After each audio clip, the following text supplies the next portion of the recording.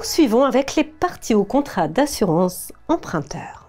Nous allons nous familiariser dans les prochaines vidéos avec les composantes juridiques du contrat d'assurance emprunteur. Mais commençons par identifier les différentes parties prenantes. Car en effet, il y a plusieurs intervenants.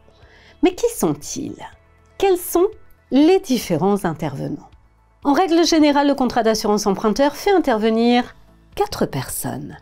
L'assuré, c'est la personne sur qui repose le risque couvert. Le souscripteur, c'est celui qui s'engage en signant le contrat et qui paie les primes. L'assureur, c'est le professionnel qui garantit le versement d'une prestation en cas de survenance du risque. Et enfin, le bénéficiaire, c'est la personne désignée par le souscripteur pour recevoir le paiement de la prestation.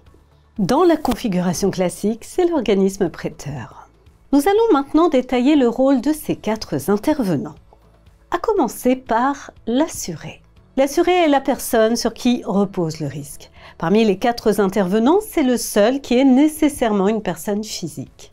En effet, l'assurance emprunteur sert à assurer des personnes en couvrant le risque de décès, d'invalidité, d'incapacité ou de perte d'emploi. La personne assurée est dans la plupart des cas l'emprunteur. C'est pour cette raison que très souvent, l'assuré et le souscripteur apparaîtront comme une seule et même personne. Enfin, selon le Code des assurances, la personne assurée pour un risque décès ne peut être ni un mineur de moins de 12 ans, ni un majeur sous tutelle, ni une personne hospitalisée dans un hôpital psychiatrique. Nous venons de voir l'assuré, continuons avec le souscripteur.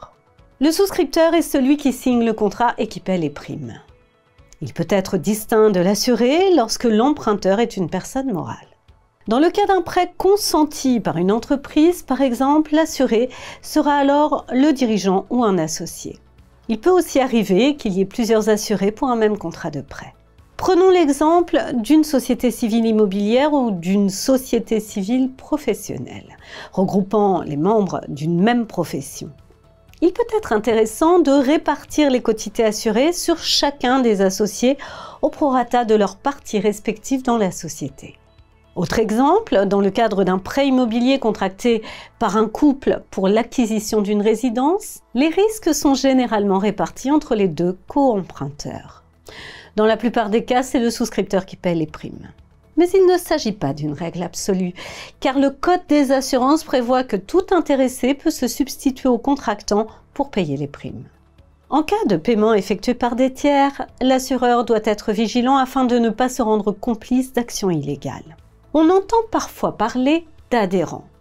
Quelle est la différence avec le souscripteur? Eh bien, le terme adhérent est réservé aux assurances collectives. Dans le cas d'une assurance collective, le souscripteur désigne la personne morale qui contracte le contrat de groupe auprès de l'assureur. Il peut s'agir de l'établissement prêteur lui-même ou d'une association, d'une entreprise, d'une organisation professionnelle, etc.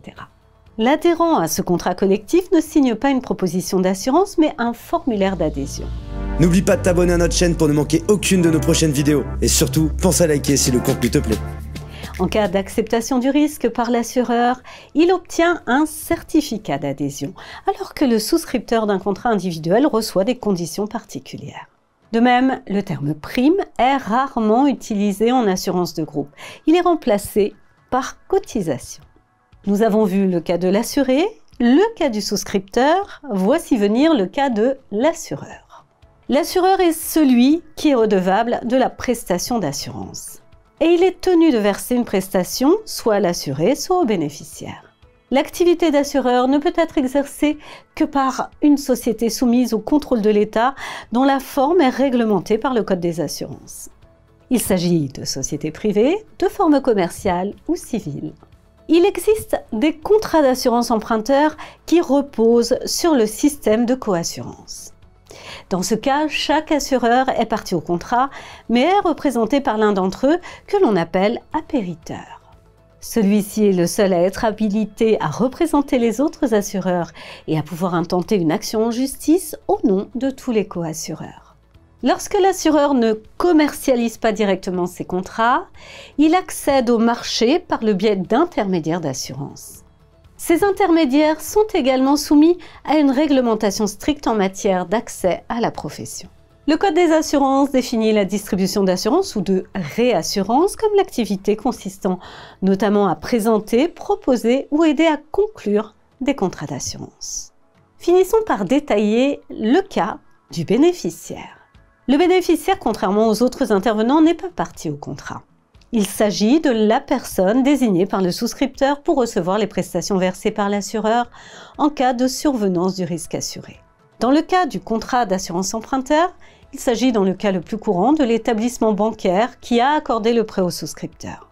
Comme le contrat d'assurance emprunteur constitue une garantie de remboursement du prêt pour l'organisme prêteur, il est logique que les indemnités d'assurance soient versées directement à la banque plutôt que de transiter d'abord par le patrimoine de l'assuré. En effet, si le bénéficiaire était l'assuré, cela pourrait réduire la probabilité pour le prêteur d'obtenir le paiement des échéances du prêt, surtout si l'emprunteur connaît des difficultés financières ponctuelles. Néanmoins, certains montages permettent de déroger à la situation classique où le prêteur est le bénéficiaire. À titre d'illustration, prenons le cas d'une société emprunteuse. Le remboursement direct du capital restant dû à la banque en cas de décès de l'assuré a pour conséquence directe l'annulation d'une dette de la société et donc une augmentation du bénéfice imposable de la société. Afin d'éviter cette répercussion fiscale malencontreuse pour l'entreprise, il est possible de désigner celle-ci comme bénéficiaire du contrat. Elle sera alors chargée de poursuivre le remboursement de l'emprunt. Le contrat d'assurance emprunteur sera alors assorti d'un nantissement. Le capital versé par l'assureur sera nanti au profit de l'organisme prêteur. Dans l'hypothèse où l'entreprise emprunteuse cesserait de payer les échéances du prêt, le prêteur pourrait ainsi saisir le capital pour régler sa créance. En pratique, le capital est versé par l'assureur sur un compte ouvert au nom du bénéficiaire de l'entreprise dans les livres de la banque qui a accordé le prêt.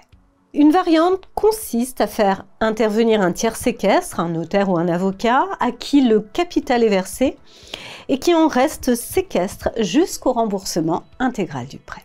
Même dans le cas où les bénéficiaires désignés sont les héritiers de l'assuré, et à condition que la souscription du contrat ait été imposée par l'organisme prêteur, les primes du contrat restent déductibles du bénéfice imposable de la société.